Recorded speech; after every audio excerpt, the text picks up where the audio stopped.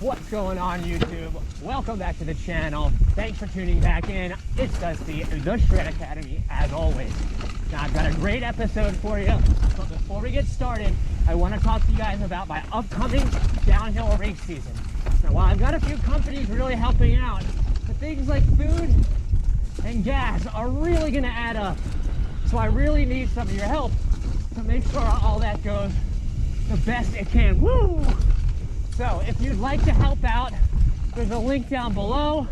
$100 gets you on my race jersey and all that jazz. So please go donate, become a sponsor. Hoping to do some great things this year, guys. Oh! Here at the Shred Academy, we've made a number of drop videos. Big ones, step downs, downhill drops. And this week, we're gonna talk about slower technical drops. And as well, we're gonna talk about line choice. So let's go ahead and get after it. So this drop itself literally just sits waist high, maybe 3.5 feet from the ground, but it's a very steep landing. But there's really no distance to clear with this gap. You really want to get your tires on the ground as fast as possible. And even though the landing is steep and is going to offer some really good transition, it's short and rocky, so you don't want to just fly right off it and miss the whole landing. Now, to pick my line, I'm first going to look at where I'm going to need to go once I leave the drop, and that's going to help me back up the trail to find my line going into it. Now, if we look at this drop, there's really only one place that I want to be, and that's going to be right down the gut here. I don't want to land over here, and I definitely don't want to land over here. So I'm going to have to take off somewhere in here so that I can make a nice straight line and then loop around that corner. Now that I have my line of where I want to take off and end up, I can walk back up the hill here and we can figure out where we're gonna go to get there. So as we come up to this section, I've got a right entrance and a left entrance of where my bike is leaning. If we go down the inside line, knowing where I need to end up to go off of that drop, once I kind of make that slight right, I'm gonna have to make another slight right to kind of line up where I wanna go off the drop. So maybe this inside line isn't the best option for where I want to go off the drop. If I walk around this outside line and don't trip and fall, this gives me a much straighter line to where I want to go off the drop and end up. Now, it might take me a little more out of the way, but I really think it's going to ease up on my braking and cornering points going through this really steep tech section. So if I want to make this a straight line and make step, step, actually this rock kind of like rolls over there if you can see it, and then it's a straight shot there.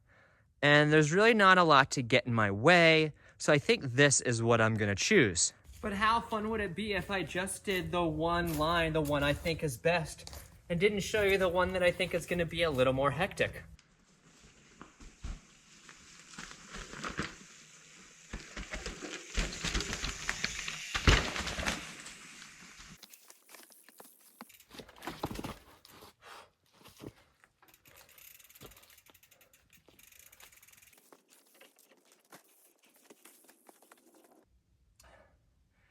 And that's what I go through to push my bike up these lines for you guys.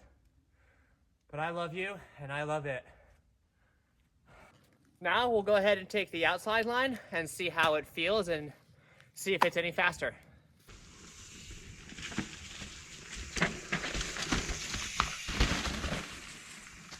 I don't know about you guys, but that felt way smoother, easier, and faster.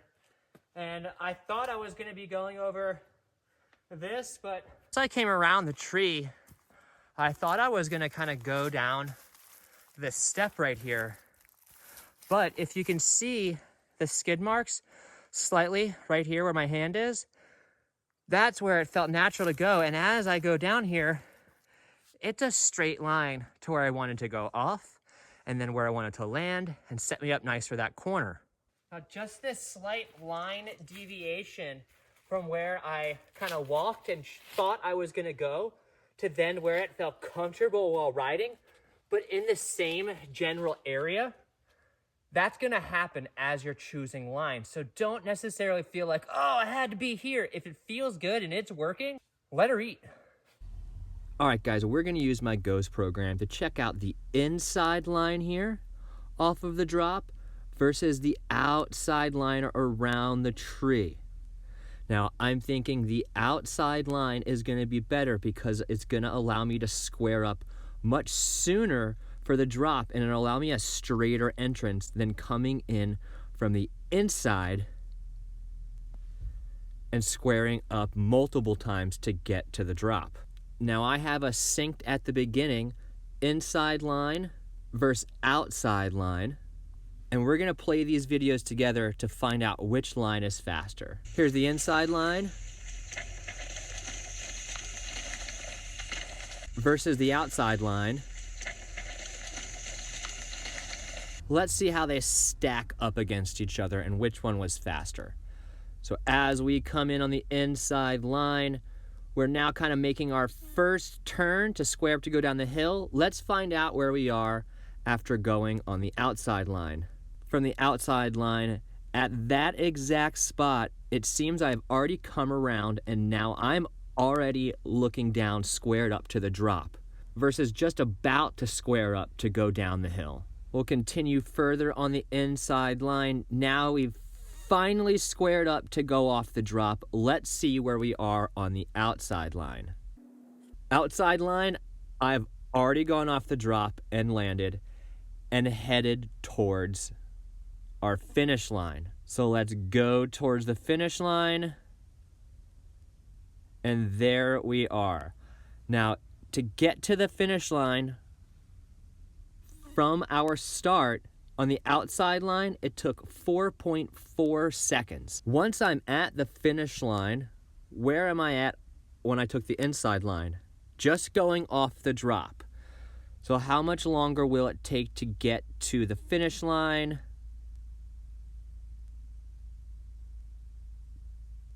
Boom, finish line, 5.5 seconds. So the outside line was 1.1 second faster than the inside line. And that's huge when it comes to mountain bike racing. With a drop of this size, you might be asking, Dusty, how are you going so slow and still keeping your front wheel from just diving and you getting flown over the bars? And my answer is, the slower you can take a drop, the better you are at drops. So we're gonna hook up some slow-mo and we're gonna break down what I'm doing off of this drop. Before we get to the slow motion breakdown, I thought I'd show you POV section of that trail and take that time to remind everyone that it's my Patreons that make this channel possible. YouTube pays me shat. So without these guys, I would not be making videos. So go become a Patreon. As I stop the bike and walk back up the hill, because I'm not filming anything down there. It's all up there. I gotta walk all the way back up there. Show a guy some love. All right, so let's break down what's happening here in this slow technical drop. First thing, let's talk about my speed. Now, as I enter, I'm actually going pretty fast. But if you'll notice, right before I take off the drop, I have a small brake check because I don't want to fly off this drop and land all the way down here. I want to catch as much of this transition as possible. Come in, brake check right there. Really got to look for it by slow up right there. So making sure that you're not flying off and missing the whole landing is going to be your first step. But notice I'm not slamming on the brakes. It's a nice light touch. Now as I hit the brakes here, you'll notice my body start to kind of come forward slightly over the bars. This is going to help me sight my landing because the landing is pretty blind when you're coming up to it. What's going on, guys? I hope you're enjoying the video so far. Wanted to interject and let you know about a giveaway we're doing. We are giving away this ROCKSHOX Zeb Ultimate. It is a Charger 2.1, so it has high and low speed compression. It's 170 millimeters of travel. It has a 184 millimeter steerer tube left on it. It's in great shape. It just got serviced. The only minor thing that's wrong is it does have some wear on the inside of the lower from when I had a subpar fender on there. Tickets for this are $30 a piece, 2 for $50 and 5 for $115. Now all the proceeds are going to help support my downhill season. So grab yourself a ticket, don't miss out.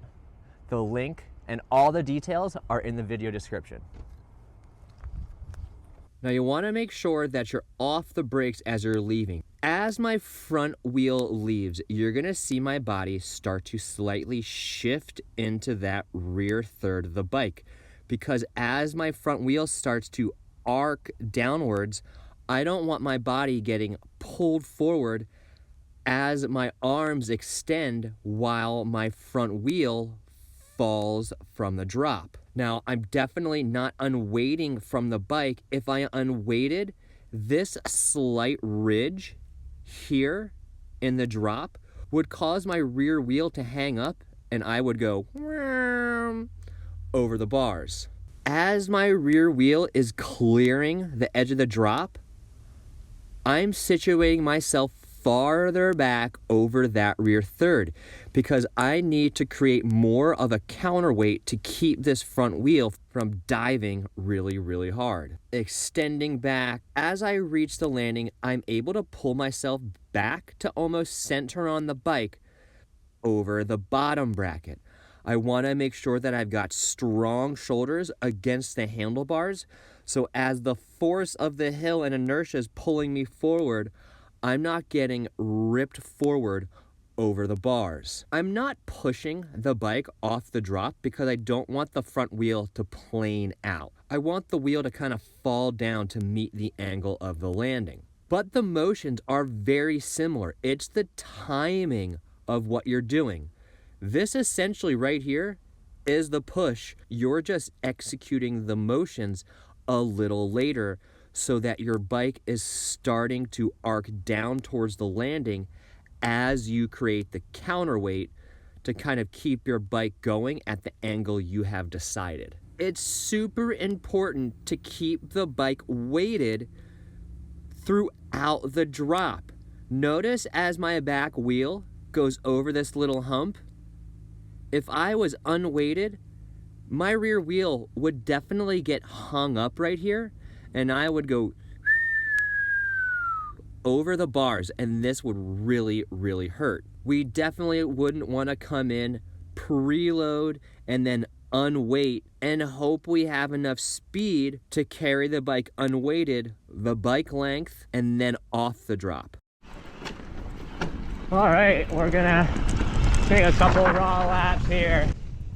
Well, guys, that's going to do it for this episode. I hope you have a better understanding of how to take those technical drops and how your line choice can affect your outcome. If you enjoyed the video, please make sure to let me know in the comments. And always make sure to like, share with your friends, and make sure you're all subscribing. So the outside line was 1.1 second faster than the inside line. We also have a few ways for you to help the Shred Academy's race season. You can become a sponsor and get your name on our jersey. Info for that and the link is in the video description. We also have an opportunity for you to win this awesome fork. All proceeds go towards our race season. Make sure you go get your ticket today. Limited tickets. If I don't see you till next time, make sure to ride hard, ride safe, be kind to everyone, guys, on and off the trail. If I do see you out on the trail, make sure to come say hello. Until that time, guys, rubber side down.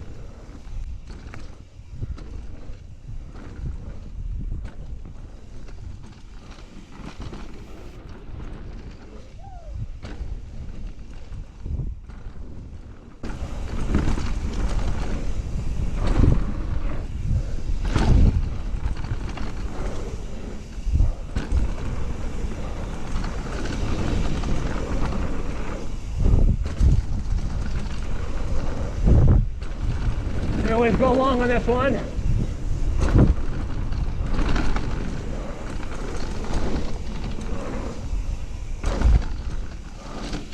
Oh, so great.